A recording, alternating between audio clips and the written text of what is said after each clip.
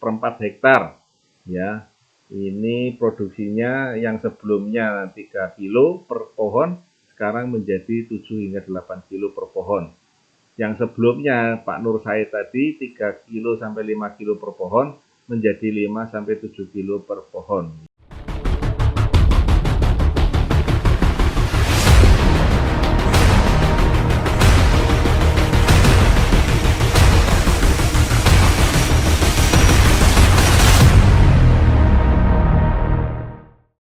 Baik mitra-mitra agro, sahabat-sahabat agro dimanapun Anda berada, semangat pagi. Tema kali ini yang akan saya bawakan adalah tentang singkong, ya, tentang singkong. Karena singkong ini dibudidayakan, ada yang diambil buahnya, ada yang juga diambil untuk acinya, ya. Baik, saya lanjutkan ya, mitra-mitra sahabat-sahabat agro. Kita tentang kali ini adalah tentang budidaya singkong. Ya, barangkali ada yang belum mengenal dengan saya adalah Adi Nugroho, di mana saya mengawal produk-produk agro pada PT Natural Nusantara. Ya. Nah, teman-teman sahabat-sahabat agro dimanapun Anda berada, kita tahu bahwa tanaman apapun itu selalu akan membutuhkan yang namanya keseimbangan, ya. Ya, tanaman tentu saja kita tahu membutuhkan udara, tanaman membutuhkan benih yang bagus untuk mendapatkan hasil yang bagus.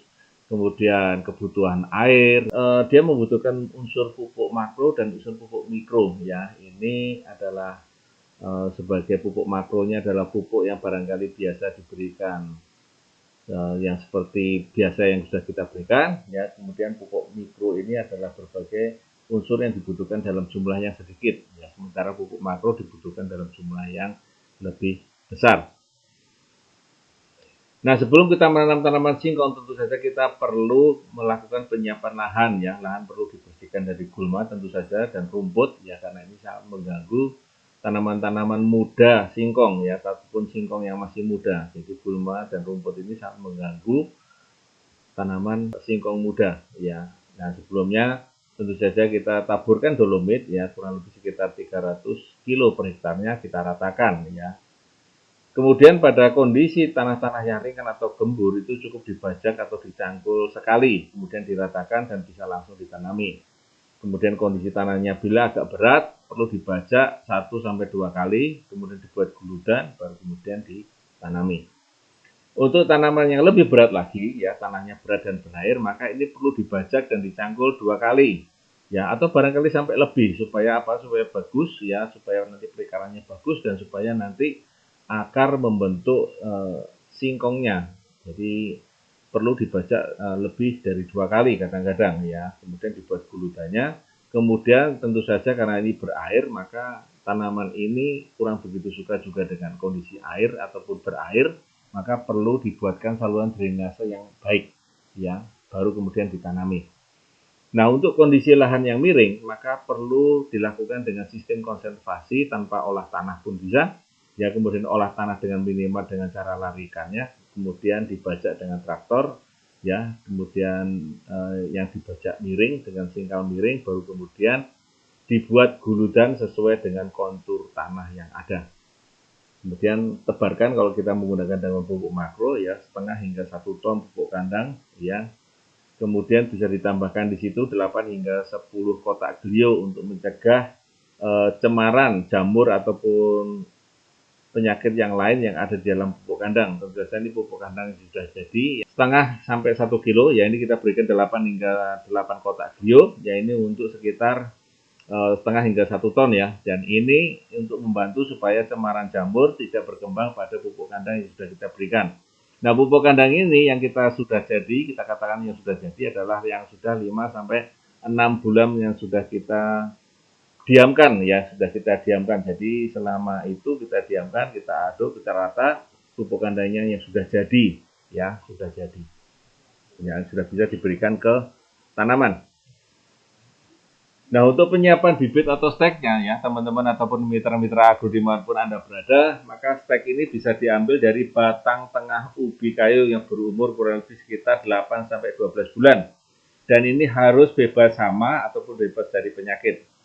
Ya, kemudian pemotongannya dengan menggunakan pisau yang tajam supaya tidak merusak tunas ataupun mata tunas ataupun kulit batang. Ya, Dan sebelum ditanam itu bisa kita rendam dengan 50 cc, 10 cc hormonik dalam 10 liter air atau kurang lebih sekitar 5 tutup POC-NASA dan 1 tutup hormonik dalam 10 liter air. Atau bisa kita juga gunakan dengan 2 sendok Supernasa dalam 10 liter air, kita aduk, kita ratakan, kita diamkan dulu, dan kemudian kita peram kurang lebih sekitar 30 hingga 60 menit ya. Jadi jangan terlalu lama, cukup sekitar 30 hingga 60 menit kita masukkan ke dalam air tersebut. Baru kemudian kita angkat, kita tiris, lalu kita kering anginkan terlebih dahulu. Ya, ini untuk penyiapan bibitnya ataupun steknya. Untuk penanamannya kita bisa lakukan dengan stek yang kita tiriskan tadi. Kita tanam dengan tegak ya, jangan sampai terbalik. Kemudian 2/3 bagiannya masuk ke dalam tanah. Nah, setiap lubangnya ini kita lakukan 1 stek saja. Jarak tanamnya ini menyesuaikan dengan jenis tanahnya, jenis tanamnya, dan kemudian sistem yang mau digunakan. Misalnya adalah jenis kapro, yang kalau misalnya digunakan dengan monokultur, maka jarak tanamnya adalah 100 cm ya kali 70 hingga 80 cm. Kalau kita melakukan dengan cara tumpang sari, maka jaraknya adalah 120 cm kali 100 cm. Maka kalau kita hitung-hitung, maka kebutuhan 1 hektarnya adalah kurang lebih sekitar 8.000 stek yang akan kita tanam di lahan. Nah, untuk penyiraman pertamanya kita bisa lakukan dengan Supernasa ditambah dengan bio. Jadi 1 sendok Supernasa ditambah dengan 1 sendok bio dalam 10 liter air, kita aduk secara merata terlebih dahulu.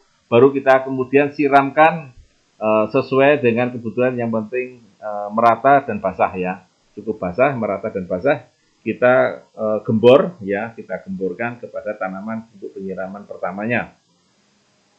Penyulaman bisa dilakukan setelah 1 bulan atau 30 hari setelah tanam. Jadi kalau kita lihat tanamannya tidak berkembang dalam 1 bulan ini, maka penyulaman bisa kita lakukan ya setelah 30 hari setelah tanam.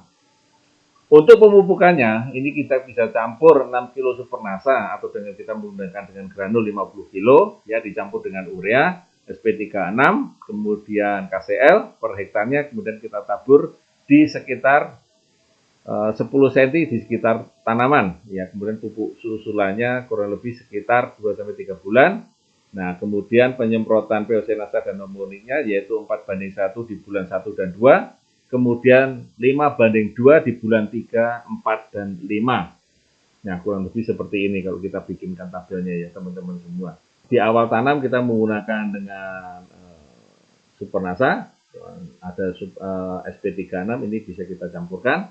Kemudian bulan pertama penyemprotannya dengan POC-NASA dan hormon, kemudian ada urea dan KCL. Bulan kedua kita lakukan tetap penyemprotannya 4:1, bulan ketiga adalah 5:2, ini sekitar 10-15 hari sekali ya teman-teman semua ya. Ini ukuran tangkinya adalah 12 hingga 15 liter air. Ya, ini adalah Supernasa per hektarnya. Jadi Supernasa ini diberikan di awal tanam ya, cukup di awal tanam saja ya. Kalaupun mau ditambah 3 kilo setelah 1 bulan tanam boleh ya. Jadi 6 kilo di awal tanam, kemudian ditambah 3 kilo di bulan pertama untuk membantu andai kata kondisi tanahnya berat atau memang kita ingin mendapatkan hasil yang lebih baik dengan cara dikocorkan tentu saja. Ya. Kemudian pemeliharaannya kita lakukan dengan penyiangan di bulan pertama dan ketiga, kemudian dilakukan juga pembumbungan pada bulan yang sama yaitu bulan pertama dan bulan ketiga. Nah, untuk pengendalian hama penyakit ini tentu saja sesuai dengan kondisional, tapi untuk mencegah jamur, maka bisa kita lakukan pada saat kita penyiraman Supernasa dengan bio tadi, kita bisa lakukan dengan penyiraman ya, kita gemborkan ya di awal tanam. Kemudian untuk hama dan hamanya kita bisa semprotkan ataupun dengan menggunakan BVR ataupun dengan korin ya. Kita campurkan, kita semprotkan di bulan-bulan awal untuk mencegah adanya kutu ataupun apis yang mulai menyerang pada bagian pucuk-pucuk tanaman. Tentu saja setelah mulai berdaun 3 ke atas ya, tentu saja teman-teman semua. Nah, ini adalah bercak daun atau Cercospora henningsi ya, ini adalah tandanya adalah seperti ini adalah gejala jamur. Ya, ini bisa kita lakukan ya dengan cara kita sebarkan bio di bagian bawah. Jadi dengan pupuk kandang yang sudah matang atau kita gemburkan dari sejak awal ya, ditanam awal ya, Kemudian bercak daun konsentris seperti itu, ya ini juga karena jamur, maka bisa digemburkan dari sejak awal ya. Jadi glio ini kita larutkan di dalam air, kita gemburkan supaya menyirami seluruh tanaman di bagian atas ya, di bagian atas supaya jamur-jamur nanti yang di bagian atas juga bisa eh, cemaran jamur tadi bisa terkondisikan ya, terutama juga di bagian bawah daun. Jadi kita gemburkan. Ya sebaiknya kita gemburkan saja, dicampur dengan air kita gemburkan ataupun kita siramkan. Kemudian untuk penyakitnya ada bercak daun bakteri seperti ini gambarnya ya, kemudian ada layu bakteri ya, ini bisa kita sebar juga glio dari sejak awal dengan pupuk kandang yang sudah matang ya, dari sejak awal. Ini tentu saja karena biasanya serangan-serangan ini terjadi karena campuran pupuk kandang yang membawa cemaran-cemaran bercak daun bakteri ataupun layu bakteri. Ya, kemudian ada kemudian tepung. Nah, ini tadi saya sampaikan, ada baiknya kita lakukan dengan penyemprotan-penyemprotan ya, terutama dengan BVR yang kita punya sekarang ini. Ya, sementara sambil menunggu produk-produk yang lain seperti Pestona, Pentana, dan Aero mungkin nanti akan segera hadir kembali untuk membantu untuk mengendalikan ya, terutama kepinding tepung ataupun apis ya, termasuk juga rayap yang suka menyerang pada tanaman-tanaman tanaman singkong kita ya, karena singkong kita juga dianggap oleh rayap ini barangkali tanaman yang bisa diserang ya, mudah diserang. Jadi cukup berhati-hati supaya tanaman rayap ini bisa kita cegah mulai dari sejak awal ya. Kita semprotkan Pestona barangkali nanti kalau kita punya cadangan Pestona. Ya, kemudian ini adalah uret ataupun uret ini sangat mengganggu, terutama kalau kita menanam singkong setelah tanaman tebu misalnya begitu, atau tanaman-tanaman di mana di situ di sekitarnya ada bahan-bahan organik yang tersisa, maka uret dengan cepatnya akan berkembang biak ya. Ini bisa kita lakukan dengan cara yang pertama adalah kita bisa menanam dengan tanaman-tanaman wijen di antara tanaman-tanaman singkong ya, atau mungkin kita juga menanam ataupun menyemprotkan dengan BVR dari sejak awal ya. Dari sejak awal kita sebarkan dengan dicampur dengan dedak atau bekatul ya, kita gantul dengan Pestona kalau kita masih memiliki persediaan Pestona ya, kita siramkan atau kita taburkan dedak halus tadi, kita siramkan atau kita campur dengan Pestona, kita tebarkan di sekitar tanaman singkong. Kemudian kutu perisai ya, di mana-mana ini kutu sangat mengganggu ya, singkong ini cukup mengganggu, maka bisa kita semprotkan dengan Pentana kalau kita masih memiliki produk Pentana ini ya. Kalaupun tidak ada, maka kita semprotkan dari sejak awal BVR ini untuk mencegah hadirnya kutu perisai dari sejak awal. Nah ini untuk panen, ini biasanya panen stek ini bisa dimulai dari 18 hingga 12 bulan ya, dengan diameter batangnya kurang lebih sekitar 2 cm, dan stek ini bisa dilakukan ya untuk dijadikan bibit lagi. Tentu saja harus diperlakukan yaitu disimpan di tempat yang teduh, dan ini dilakukan penyimpanan kurang lebih sekitar 30 hari. Nah, ada beberapa testimoni yang bisa kita lihat di sini, yaitu kerjasama antara NASA sendiri dengan SNV ya. Misalnya saya lihat di sini ada namanya petani Novae di sini, ya, itu produksinya hingga mencapai 8 ton, ya, mencapai 8 ton untuk luas hektar, setengah hektar, ya, 8 ton, ya, kurang lebih ya, sekitar setengah hektar mendapatkan 8 ton. Ya, ini kemudian ada Sugini ya, ini tanamannya adalah sama ya, menggunakan luasannya kurang lebih sekitar 1/4 hektar ya. Ini produksinya yang sebelumnya 3 kilo per pohon sekarang menjadi 7 hingga 8 kilo per pohon. Yang sebelumnya Pak Nur Said tadi 3 kilo sampai 5 kilo per pohon menjadi 5 sampai 7 kilo per pohon ya produksinya. Ya, ini adalah kesaksian dari Selangor Malaysia, di mana menggunakan tanaman singkong ini dengan cara direndam dengan menggunakan green start terlebih dahulu, baru kemudian ditanam ya, jangan terlalu lama merendamnya ya. Kemudian adalah kerjasama tadi SNV ya dengan Australian Aid, NASA ya sebagai pupuknya. Ini dilakukan di lapangan ya, dan ini adalah panen singkongnya ya, ini adalah panen singkongnya yang mendapatkan penambahan yang kurang lebih menjadi cukup bagus ya.